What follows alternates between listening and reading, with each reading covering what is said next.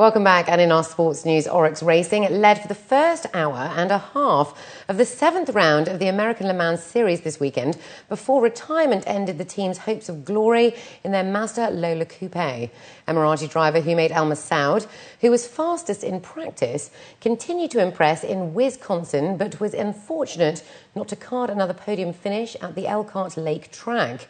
Oryx Racing remained at the head of the pack for another 18 laps when a water leak resulted in the car being forced to pit and undergo a radiator change.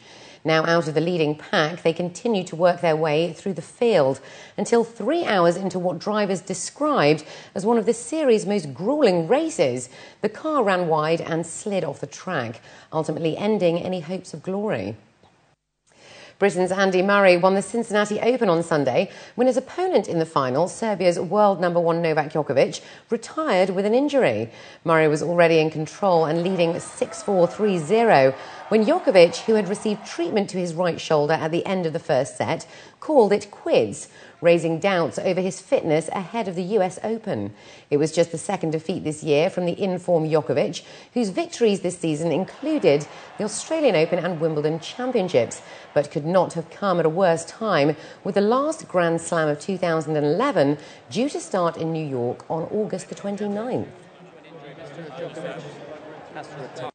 With the amount that Novak's been winning, things are going to build up throughout the course of the year. He's played a lot of matches. I've had a few niggles throughout the year and had a few niggles, this week as well.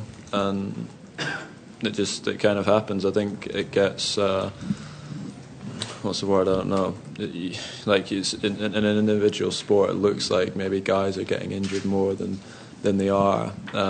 Whereas in a sport like football, I think guys get injured every single week, playing, and in tennis it's... Yeah, well, the major issue was shoulder. Generally that's quite exhausted, playing many matches, but the exhaustion is not the reason. The reason is shoulder pain. I just could not serve. I served in average 90 miles per hour the first serve, and I could not play forehands, and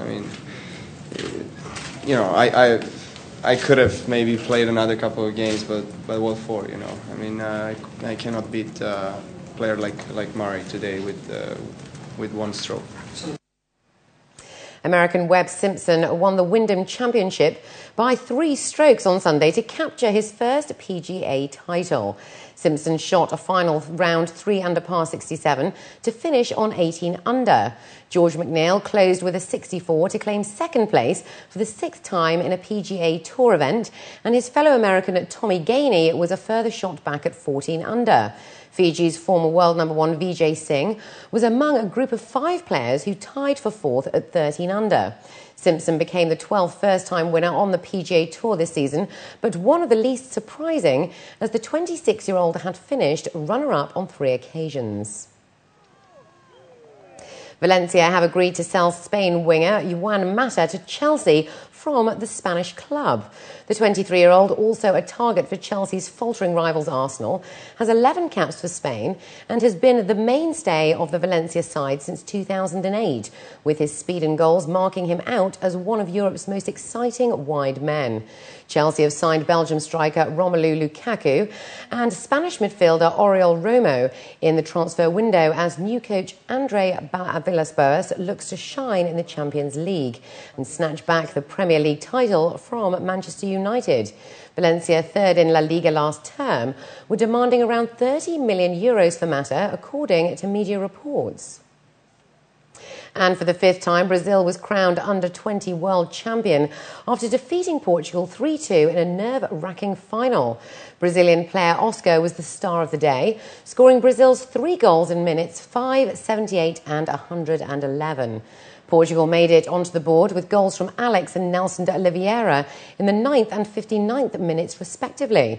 The match was played in the El Campín Stadium in Bogota before some 36,058 fans, bringing Colombia's total attendance over the duration of the tournament to 1.31 million.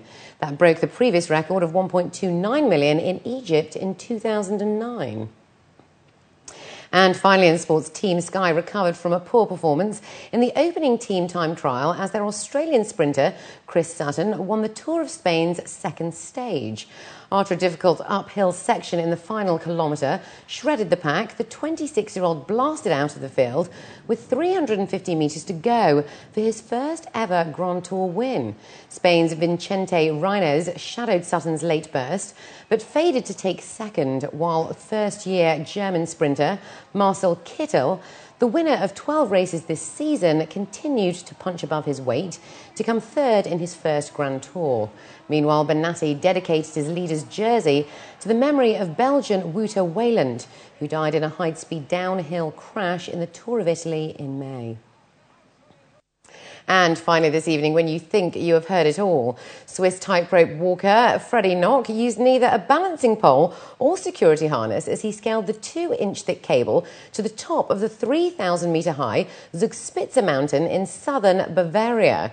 He gained some 348 metres in altitude as he walked the 1,000-metre-long route, which took an hour and 20 minutes. He plans to submit his feat for entry in the Guinness Book of World Records as the longest and highest wire walk above sea level without a balancing pole. Around 200 people turned out to watch the attempt, which benefited from ideal weather conditions. In the coming week, at different locations in Austria and Switzerland, he will also attempt the longest cable crossing with a bike and try walking the longest and highest rope down a valley. And now let's take a look at the local and international weather forecast for tomorrow.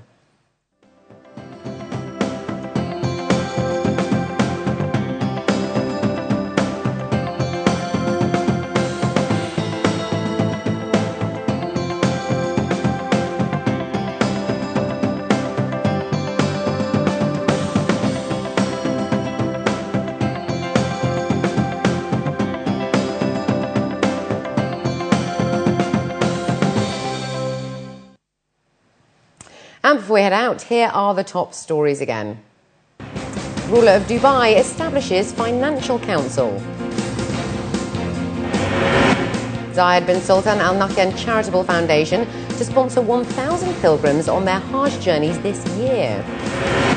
And passenger jet crash in Canadian Arctic kills 12 passengers.